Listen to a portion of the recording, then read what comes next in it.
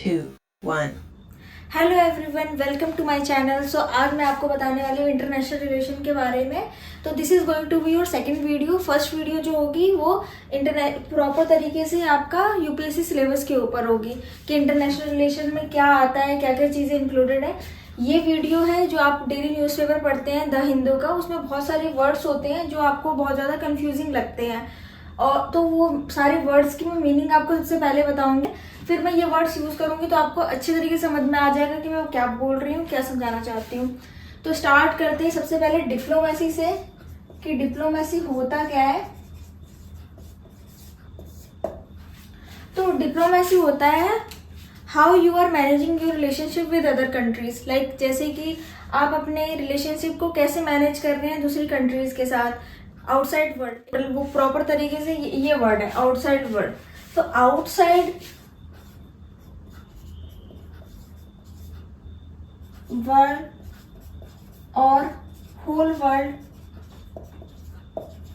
में आप सोचते होंगे क्या क्या आएगा। तो इसमें आपकी एमएनसीज भी आती हैं, इसमें आपकी सारी कंट्रीज भी आती हैं, ठीक है। इसमें आपके इंटरनेशनल इंस्टीट्यूशंस भी आते हैं। तो ये आउटसाइड वर्ल्ड में और होल वर्ल्ड में आपका ये कंट्रीज भी आ जाती है, एमएनसीज भी आ जाती है, इंटरनेशनल इंस्टीट्यूशंस भी आ जाते हैं। इंटरनेशनल इंस्टीट्यूशंस के एक एग्जांपल दे देती हूँ मैं आपको, जैसे WHO, UN, WTO। आपने सुना होगा इसके बारे में, नहीं तो आगे की क्लासेस में इसके बारे में भी मैं आपको एक एक करके बताते जाऊंगी, ठीक है। एमएनसीज जो होती है, कंट्रीज जो होते हैं, तो ये सब आपको पता ही होगा। अब मैंने आपको डिप्लोमेसी बता दिया। ये एक आर्ट है, ये एक साइंस है कि आप कैसे मैनेज कर रहे हैं अपने रिलेशनशिप को दूसरी कंट्री के साथ, ठीक है। हाउ यू आर नेगोशिएटिंग, ठीक है, आप कैसे नेगोशिएट कर रहे हैं। जैसे अभी हम लोग गवर्नमेंट ऑफ इंडिया, अब बड़ी बड़ी एमएनसीज जैसे फेसबुक है, ठीक है, ट्विटर है, इन सब के साथ भी नेगोशिएट करते हैं हम लोग, डिप्लोमेटिकली नेगोशिएट कर रहे हैं हम लोग, क्योंकि ये सारी जो बहुत बड़ी बड़ी जो कंपनीज हैं वो क्या, उनका टर्नओवर बहुत ज्यादा स्मॉल जो कंट्रीज होती है ना, उनके इकोनॉमी के मतलब जीडीपी के बराबर होता है एक तरीके से। तो अब क्या है, ट्रैक 1 डिप्लोमेसी क्या होती है आपकी। तो ट्रैक 1 डिप्लोमेसी ये होती है जब ऑफिशियल्स ऑफ, इसको बोलते हैं ओ मतलब officials of one country interacting with official of other country, ठीक है। जैसे एक कंट्री का ऑफिशियल है, ठीक है, ऑफिशियल का मतलब क्या होता है, हमारे रिप्रेजेंटेटिव, ठीक है। रिप्रेजेंटेटिव कौन होते हैं, जैसे प्रधानमंत्री हो गए, जैसे हमारे फॉरेन सेक्रेटरीज हो गए, ठीक है। तो वो जो ऑफिशियल लोग होते हैं वो जाते हैं कहीं इंटरेक्ट करते हैं, ठीक है। इसमें क्या होता है, in a diplomatic way, proper diplomatic procedure follow होता है। जैसे कि आपको मैं एग्जांपल से बताना चाहूंगी, हम सबसे पहले कुछ टाइम पहले की बात है जब प्रधानमंत्री यूएसए गए, तो उससे पहले जो हमारे फॉरेन सेक्रेटरी थे जयशंकर जी, वो यूएसए गए। फिर वहाँ के जो फॉरेन सेक्रेटरी हैं यूएसए के, वो एंटोनी ब्लिंकन, वो आए। तो ये ऐसे चलता है, ये प्रॉपर तरीके से एजेंडा सेट किया जाता है कि पहले कि किस चीज पे डिस्कस होगी, कौन से डील के बारे में बात करनी है। तो ये प्रॉपर तरीके से सारी चीजें बनती है, बात होती है, इसके बाद चीजें होती है। तो ट्रैक 2 में क्या आता है आपका, तो non official of one country interacting with non official of other country, ठीक है। तो इसमें बस यही है, कुछ चेंज नहीं है ट्रैक 1 से, बस ट्रैक 2 में कुछ चेंज नहीं है, फिर नॉन ऑफिशियल है, ठीक है। आपको रिवाइज करते रहना पड़ेगा तभी आपको समझ में आएगी चीजें। ट्रैक 3 में क्या है, पीपल टू पीपल कॉन्टेक्ट।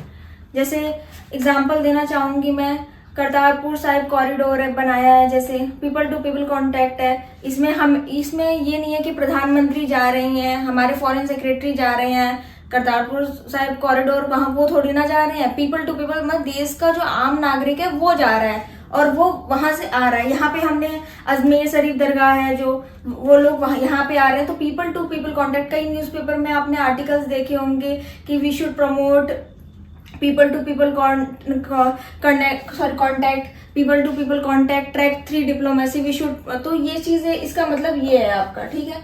फिर आता है आपका इनफॉर्मल समिट। इसका मतलब क्या होता है,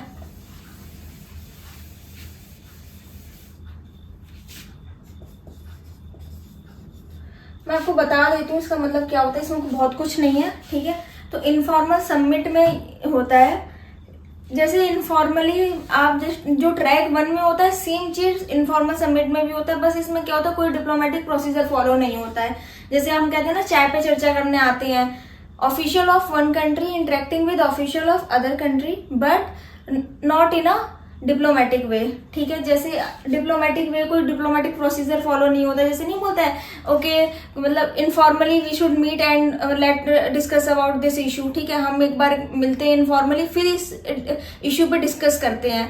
तो जैसे हमारे प्रधानमंत्री चाइना गए, इनफॉर्मली गए, वहां पे कुछ इससे पहले कुछ प्रॉपर तरीके से डिप्लोमेटिक प्रोसीजर फॉलो नहीं हुआ, बट वो गए, कुछ चीजों पर डिस्कस होती है। आपके घर में भी आप एक एग्जाम्पल, जैसे आप मम्मा है, आप मम्मा से कोई भी बात सबसे पहले स्टार्ट करते हो, उससे पहले आप इनफॉर्मली कुछ ना कुछ उनको हिंट देते हो, कभी जाते हो उनसे बात करते हो, और कई बार इनफॉर्मली भी चीजें बन जाती है। तो ये इनफॉर्मल समिट है जो आपके न्यूज़पेपर में आती है, ठीक है। फिर आता है आपका बैक चैनल,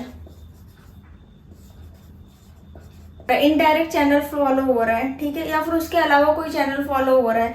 ये तब किया जाता है जब हमें लगता है डू एंड डाई की सिचुएशन है। दंड भेद वाला वही वैसे होता है बैक चैनल, मतलब पीछे के रास्ते से जा करके आप कोई काम करवा रहे हैं। इसके लिए मैं एक एग्जांपल दूंगी जिससे आपको थोड़ा ज्यादा समझ में आएगा। जैसे 2020 की बात है, हमारे एलओसी पे अटैक हो रहा था, पाकिस्तान यहाँ से अटैक कर रहे थे, चाइना एलएसी पे अटैक हो रहा था, चाइना अटैक कर रहे थे सेम ही टाइम पर। तो अचानक से कुछ टाइम के बाद अचानक से सीज फायर डिक्लेयर हो गया पाकिस्तान के साथ।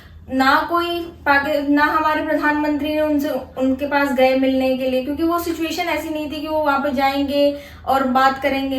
तो उससे पहले ही अचानक से सीज फायर डिक्लेयर हो गई। तो कैसे, मतलब ये सारी बैक चैनल डिप्लोमेसी है कि पीछे पीछे से ही हम चीजें कर रहे हैं। क्योंकि क्या होता है कई बार ना, जब इतना टाइम नहीं होता है हमारे पास, लास्ट होता है cheque book diplomacy. Cheque book diplomacy में क्या होता है कि जैसे आप पैसे दे करके मॉनेटरी एड्स दे रहे हैं दूसरी कंट्री को to fulfil your national interest. फिर वुल्फ वॉरियर है, वुल्फ वॉरियर में आता है कि आप मसल पावर यूज कर रहे हैं एक तरीके से, मतलब एग्रेसिव फॉर्म ऑफ डिप्लोमेसी है ये। तो इसमें क्या है, आप एक्वायर कर रहे हैं, ठीक है, लड़ रहे हैं, तो वैसा वाला सिस्टम है इसमें वुल्फ वॉरियर में। तो ये सब टाइप है। डेट ट्रैप है, आप किसी कंट्री को पैसे दे रहे हैं बट इस इंटेंशन से दे रहे हैं कि वो वापस पैसा कर ही नहीं पाएगा, उसको एक ट्रैप में लेने के लिए। कई कंट्रीज ऐसा करती है। फॉर एग्जाम्पल मैं एग्जाम्पल दूंगी, जैसे चाइना ने पैसा दिया था श्रीलंका को, तो कुछ टाइम पे इसके बाद श्रीलंका उस पैसे को वापस नहीं कर पाया। फिर इसके बाद क्या करते हैं, लीज पे ले 99 ईयर्स की लीज पे ले लिया था। तो वही चीजें होती है कि डेट ट्रैप डिप्लोमेसी भी लोग करते हैं कि पहले पैसे दे दो इतना हाई इंटरेस्ट पे। और कई बार ऐसा होता है कि ना, जो हमारी मेन है वर्ल्ड बैंक है जो पैसा देता है, उसके कुछ ना रूल्स एंड रेगुलेशंस होते हैं, और वो जो सारी चीजें मांगता है आईएमएफ के पास, आईएमएफ से भी हम पैसे लेते हैं।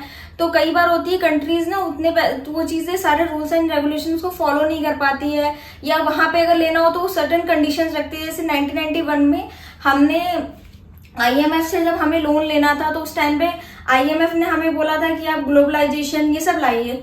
तो वही सब चीजें होती है जब आईएमएफ से लेने में थोड़ी सी डिफिकल्टीज हो। तो अब हम स्टार्ट करते हैं बफर स्टेट के बारे में कि बफर स्टेट क्या होता है। डेली आप न्यूज़पेपर में देखते होंगे कि buffer state buffer state buffer state. तो होता क्या है ये मैं बताती हूँ आपको। तो बफर स्टेट वो स्टेट होता है जो सैंडविच बनता है दो कंट्री के बीच में, ठीक है, जो पोटेंशियल होता है वॉर का।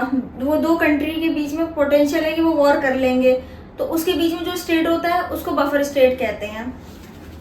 फॉर एग्जाम्पल यहाँ पे हमारा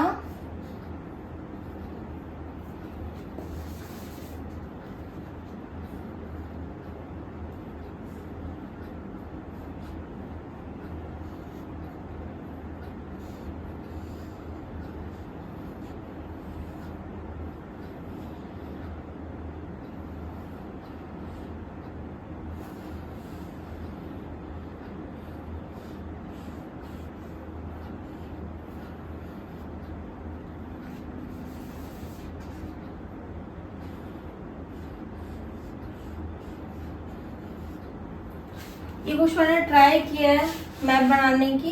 तो ये हमारा मैप है, एग्जाम्पल है। यहाँ पे आपका नेपाल होगा, यहाँ पे आपका भूटान होगा, और ये रहा आपका चाइना यहाँ पे,